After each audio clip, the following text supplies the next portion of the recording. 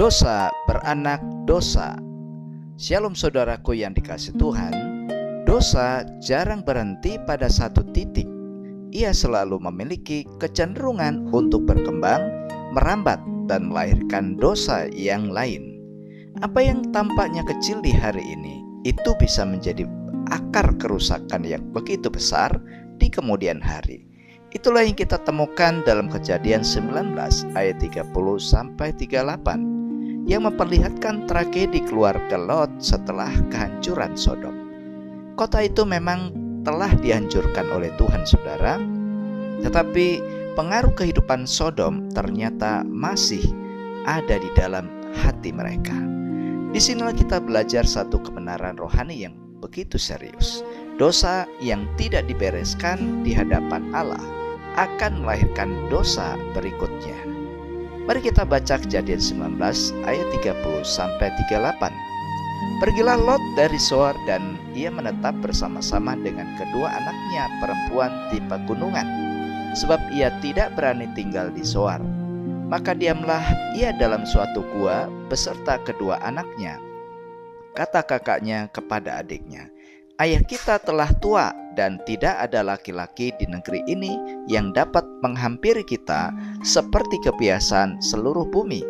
Marilah kita beri ayah kita minum anggur, lalu kita tidur dengan dia, supaya kita menyambung keturunan dari ayah kita."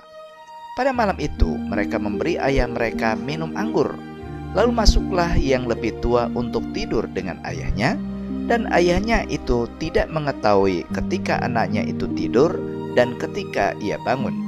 Keesokan harinya berkatalah kakaknya kepada adiknya, "Tadi malam aku telah tidur dengan ayah.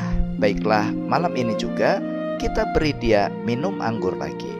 Masuklah engkau untuk tidur dengan dia, supaya kita menyambung keturunan dari ayah kita." Demikianlah juga pada malam itu mereka memberi ayah mereka minum anggur. Lalu bangunlah yang lebih muda untuk tidur dengan ayahnya, dan ayahnya itu tidak mengetahui ketika anaknya itu tidur dan ketika ia bangun. Lalu mengandunglah kedua anak Lot itu dari ayah mereka. Yang lebih tua melahirkan seorang anak laki-laki dan menamainya Moab. Dialah bapa orang Moab yang sekarang. Yang lebih muda pun melahirkan seorang anak laki-laki dan menamainya Ben-Ami. Dialah bapa Bani Amon yang sekarang. Nah, saudaraku, tiga kebenaran sejati yang kita bisa belajar. Pertama, masa lalu dapat menjadi bibit dosa di ayat 30-31. Anak-anak perempuan Lot pernah hidup lama di Sodom, saudara. Mereka menyaksikan kehidupan yang rusak, moral yang hancur, dan cara berpikir yang menyimpang dan berdosa. Ketika keadaan sulit datang, pola pikir duniawi itu muncul kembali. Tanpa mereka sadari, cara berpikir Sodom masih tertanam dalam hati dan pikiran mereka. Inilah yang juga sering terjadi dalam kehidupan manusia. Tempat, kebiasaan, dan lingkungan di masa lalu itu dapat meninggalkan jejak dalam pikiran dan hati. Karena itu di Roma 12 ayat 2 katakan, "Janganlah kamu menjadi serupa dengan dunia ini, tetapi berubahlah oleh pembaharuan budimu."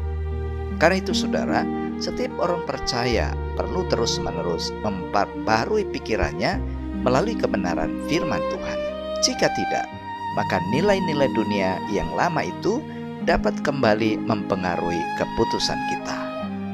Meninggalkan tempat dosa itu tidak cukup, saudara, jika cara berpikir yang berdosa itu masih tinggal di dalam hati kita.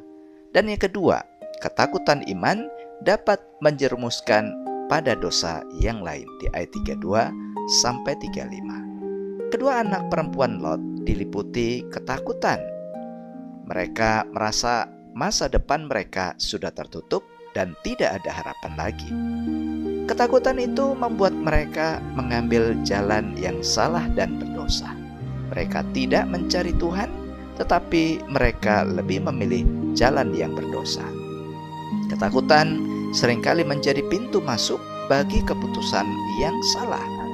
Ketika iman melemah, manusia mudah mencari solusi yang cepat, bahkan dosa. 2 Timotius 1 ayat 7 katakan, sebab Allah memberikan kepada kita bukan roh ketakutan, melainkan roh yang membangkitkan kekuatan, kasih, dan ketertiban. Jadi saudara, ketika menghadapi situasi sulit, iman harus tetap memimpin hati kita. Tanpa iman, ketakutan itu dapat menyeret kita kepada dosa yang lebih dalam. Ketika iman digantikan oleh ketakutan, keputusan yang lahir hampir selalu membawa manusia lebih jauh dari Tuhan. Dan yang ketiga saudara, dosa yang dibiarkan akan melahirkan akibat yang lebih panjang di ayat 36 sampai 38. Peristiwa ini tidak berhenti pada satu malam saudara. Dari hubungan yang berdosa itu lahirlah dua bangsa Moab dan Amon. Di sepanjang sejarah Alkitab, kedua bangsa ini sering menjadi musuh umat Allah. Artinya, satu dosa keluarga membawa dampak yang begitu panjang bagi generasi ke generasi berikutnya. Dosa tidak pernah berhenti pada pelakunya saja saudara, tetapi ia juga memiliki akibat yang menjalar luas. Galatia 6 ayat 7 katakan, apa yang ditabur orang, itu juga yang akan dituainya. Karena itu, setiap keputusan hidup harus dipertimbangkan secara serius. Ketaatan hari ini bukan hanya menyelamatkan kita, tetapi juga melindungi generasi setelah kita. Satu dosa yang dibiarkan hari ini bisa menjadi luka bagi generasi yang akan datang. Kisah ini menunjukkan betapa dalamnya kerusakan manusia akibat dosa. Bahkan keluarga yang diselamatkan dari Sodom pun masih dapat jatuh ke dalam dosa. Namun kabar baiknya saudara, Allah tidak membiarkan manusia terjebak selamanya dalam lingkaran dosa. Melalui Yesus Kristus, Allah menyediakan jalan pembaruan dan pengampunan melalui pertobatan. Di dalam Kristus, masa lalu tidak harus menentukan masa depan. Di 2 Korintus 5:17.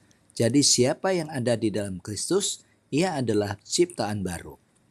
Kristus sanggup memutus mata rantai dosa saudara dan memberikan hidup yang baru. Karena itu mari kita renungkan dengan jujur, apakah ada pengaruh masa lalu yang masih mempengaruhi cara berpikir saudara? Apakah ketakutan pernah membuat saudara mengambil keputusan yang tidak benar? Dan apakah saudara sungguh-sungguh menjaga hidup agar tidak menabur dosa bagi generasi selanjutnya? Mari kita berdoa. Tuhan Allah yang kudus, di dalam nama Yesus, saya menyadari bahwa hati manusia mudah terseret oleh dosa.